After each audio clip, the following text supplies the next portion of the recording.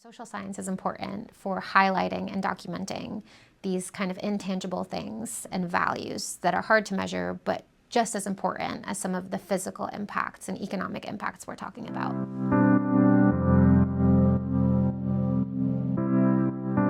So, social science allows us to study human behavior and their motivations. So, in the context of environmental management, we study the complex interactions between people and their environment, and then how social and economic, cultural, political, psychological factors, how all of these factors shape and influence environmental problems and the solutions that we as a society come up with for those problems.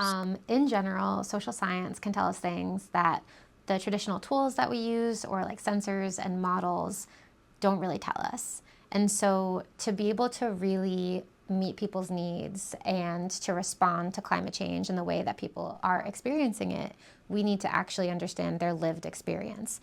For this project, the social science takes several different formats. We are doing some social science at community workshops, and those look different in each community depending on each community's interests and needs. We're doing focus groups. This is really an opportunity to sit with a group of people and to listen to their stories and their personal experiences about how they've been experiencing different climate hazards and the impact that that's had on their lives or the lives of their friends, family, and their community. We're also doing key informant interviews. So in each 3CRS community, we've made sure to speak to a handful of people from different sectors, or people that we know might have different perspectives about what the local context is. And then we're also doing what we call micro interviews or community sound bites. And so these are just quick recordings of folks from these communities. And they're geared at just capturing a quick story about, again, how people are being impacted specifically and very locally. We're interested in speaking to everyone, not just decision makers. So we actually make a point to speak to people who might not traditionally participate in decision-making processes for a range of reasons. Maybe they've been traditionally excluded. Maybe they don't have the time. Maybe they've wanted to plug in, but they don't know necessarily how to plug into this kind of research.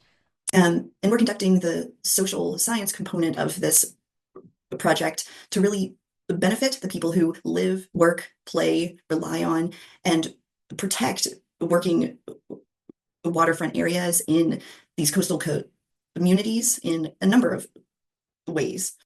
Also, our team members in Maine have been focused on exploring how fishing communities, particularly in Rockland and Galilee, are experiencing climate change and what this means for resilience.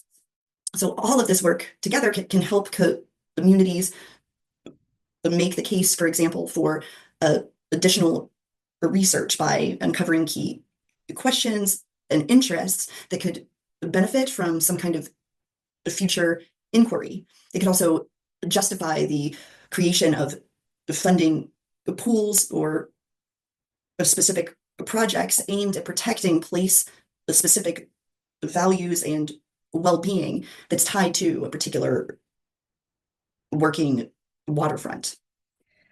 In this project, our final products are going to be defined by the priorities of each community and their preferences. And we're going to help the communities determine these preferences and priorities through this data collection. So through our focus groups and through our interviews. So our final products might look very different in each of our communities, depending on what each community needs.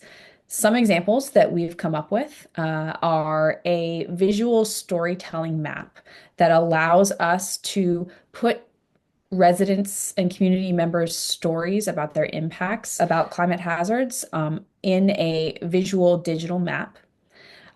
We may host informal public meetings to share the relevance of these findings and the summaries of the community data that we've collected.